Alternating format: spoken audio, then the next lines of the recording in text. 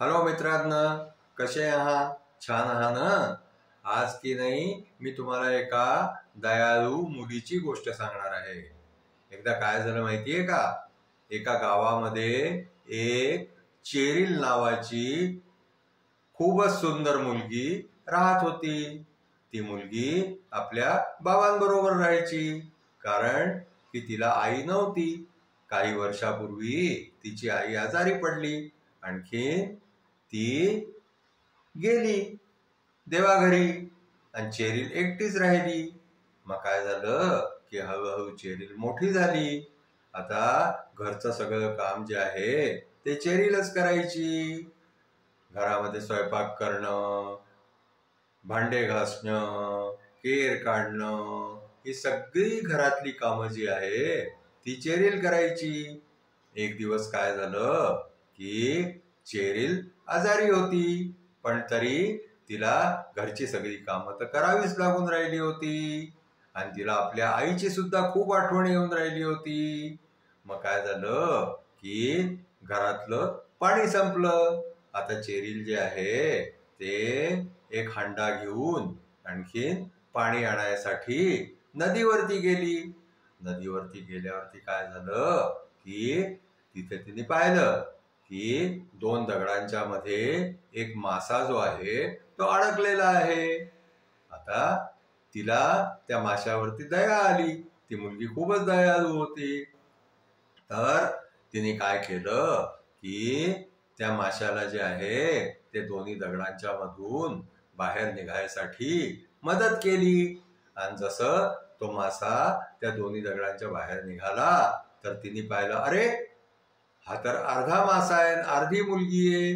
ती जी आहे ना, तो मासा जो होता ना, ती जलपरी होती. आणखीन त्या जलपरीने जे आहे ते चेरिलला म्हटलं की तू माझा जीव वाचवला आहे.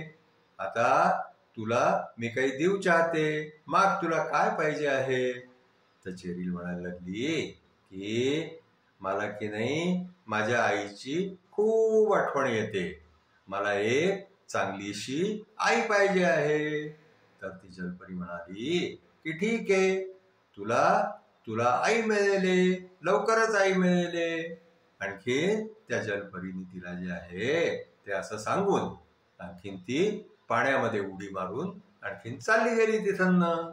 मग ती चेरिल जी आहे ना, तिने त्या हंड्यामध्ये पाणी भरलं आणि तो हंडा घेऊन आणखीन चेरिल आपल्या घरी आली.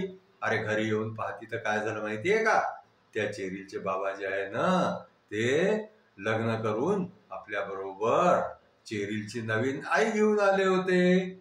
आता चेरिल त्या आईला पाहून जे आहे ते खूपच आनंदी झाली. आणखीन तिने आपल्या आईला जे आहे ते जाऊन मिठी मारली. आई सुद्धा जी आहे ना, ती खूपच प्रेमळ होती. तिने चेरिलला जे आहे ते आपल्या मिठीमध्ये घेतलं, आणखीन चेरिलचे लाड केले. आणखीन मग ती खूप चेरिलवरती प्रेम करायला लागली, घरचं सगळं काम सांभाळायला लागली. अशा प्रकारे जे आहे ते चेरिलला नवीन आई मिळाली. आणखीन मग आई बाबा यांच्याबरोबर चेरिल जे आहे ना, ती खूप आनंदाने राहू लागली. अशा प्रकारे चेरिलला जलपरीनी जे आहे ते आशीर्वाद दिला आणि तिच्या आशीर्वादाने जे आहे ना, ते चेरिलला आपली खूप प्रेमळ नवीन आई मिळाली. आजची आमची गोष्ट इथेच संपली. तुम्हाला आमची गोष्ट आवडली असल्यास आमच्या चॅनलला लाईक करा, शेअर करा, सबस्क्राईब करा.